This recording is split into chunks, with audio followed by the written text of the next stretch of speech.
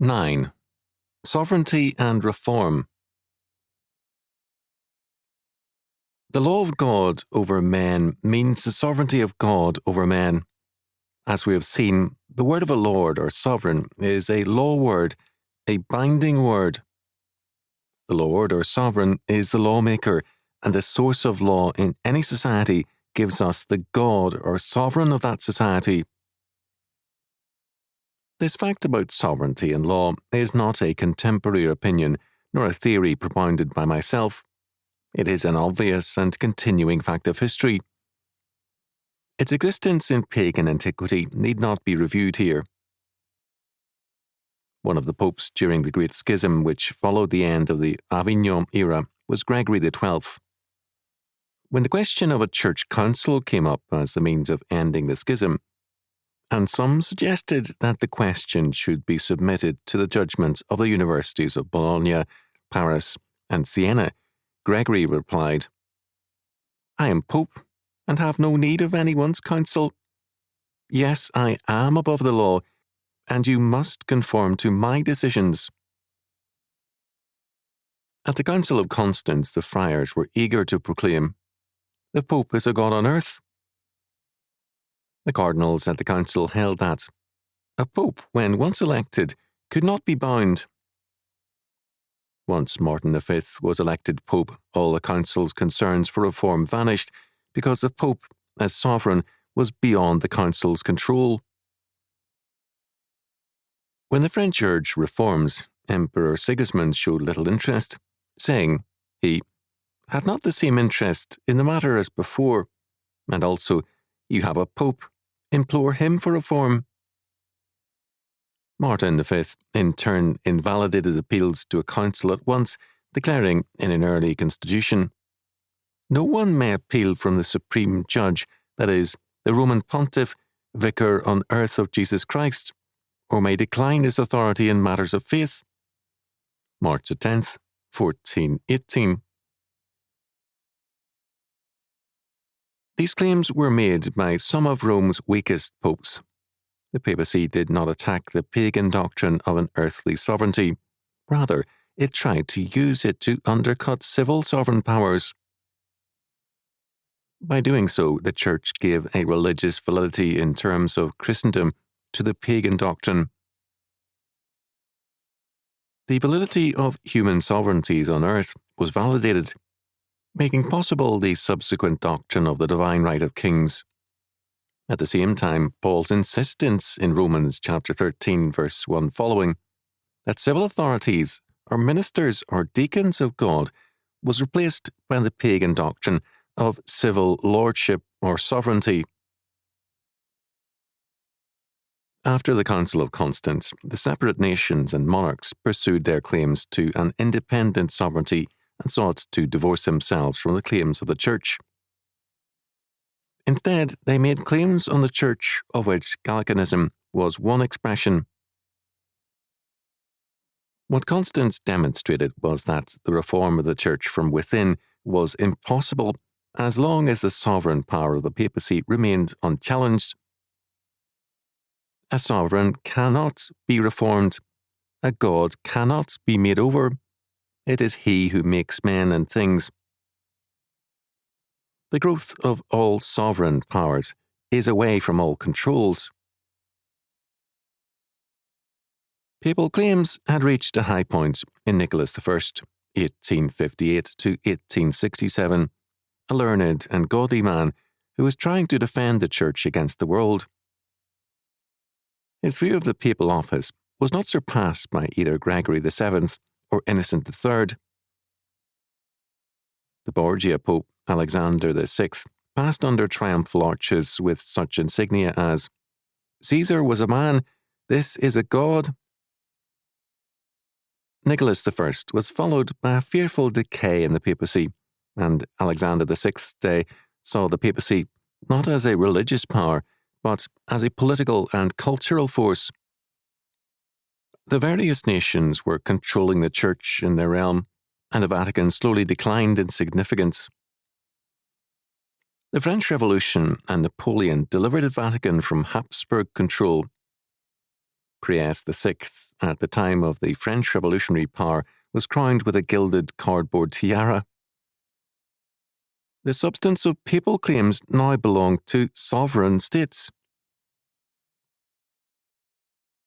About the same time, or a little earlier, the US Constitution marked a major step in history, the formation of a civil government making no claim to sovereignty and avoiding the very word. Later, John Marshall began to introduce the doctrine of federal sovereignty into his Supreme Court decisions, and Southern leaders asserted state sovereignty, a very different concept from state rights. The US Civil War was a battle over sovereignty, and strict constitutionalists regarded the war as disastrous. William Whiting, Union Solicitor of the War Department under Lincoln, held that the federal government could not be chained by any restrictive interpretation of the Constitution. It had complete power to preserve itself in any manner that it saw fit. According to Whiting, the General Welfare Clause gave full powers to the federal government. The only check was the power of the people to elect new officials. As a result, Whiting's catalogue of powers left the federal government virtually unrestrained. Both Lincoln and Stanton agreed with Whiting. As against this, Joel Parker, in Paludan's words, argued, "A constitution which permitted everything was simply not a constitution." Moreover, Parker held, "The Constitution recognizes no necessity to destroy the rights which it so solemnly guarantees." However, another political theorist of the day held, in Paludan's summary, power was necessary to save the Union and the Constitution. Therefore, the power that was available might be exercised constitutionally. The men who asserted federal power did so in the name of statist or federal sovereignty. The constitutionalists opposed them in the name of the law of the land, the US Constitution. The Constitution, whatever its merits, gave and gives no immunity against the sinfulness of man. The Constitution presupposes sin with its checks and balances, expressed powers, and the Bill of Rights, but it cannot alter nor eliminate the fact of sin. Where and when the churches fail in their task, no constitution and no law can prevent the destruction of freedom and order. As both Joel Parker and Francis Lieber saw, in Paludan's words, liberty was not something which government guaranteed, it was something to be guaranteed against government. Lieber wrote, "We cannot hope to find liberty in a pervading negation." Sovereignty, having been appropriated by man and the state, liberty was also reduced to their definition. For the libertarian who believes in man's sovereignty, it means the individual's freedom from all external, moral, and legal restraints. For the humanistic statist, it means the state's sovereign freedom to exercise its will without hindrance. Whether it be a nation-state or a world-state, claims to its sovereignty are destructive of human freedom and social order. The freedom of the state to exercise its sovereign power replaces man's freedom under God. The state's coercive order replaces God's order. The question of sovereignty is thus of no small importance to the life of man. To call it an academic question is comparable to calling our lives an academic question. God defines himself in these words, "I am the Lord, I change not." Malachi chapter 3, verse 6. The state also says it is our Lord or sovereign, but a constantly changing one.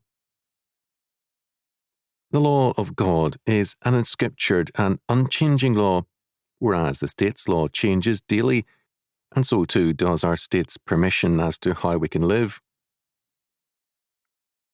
All human sovereignties or lordships are inimical to man and his life and freedom. The question of sovereignty is thus not academic. It is a question of life and freedom. Gregory XII and Martin V were right. A sovereign can change his own will, but he cannot be reformed or governed. He is above the law, and the only true source of all law. Until we recognize the triune God as the only true sovereign and lawgiver, there can be no true law, freedom, or reconstruction.